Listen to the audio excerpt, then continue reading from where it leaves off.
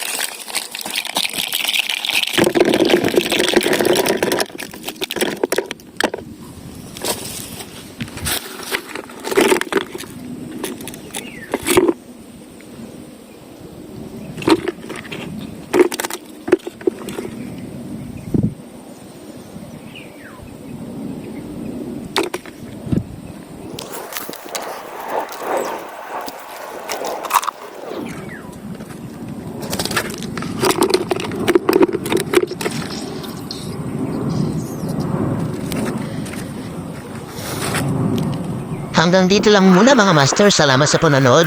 Kung nagustuhan mo ang video na to, please like, comment, and share. At kung di ka pa nakasubscribe sa ating YouTube channel, at di ka pa nakafollow sa ating Facebook page, ay, iba ka naman.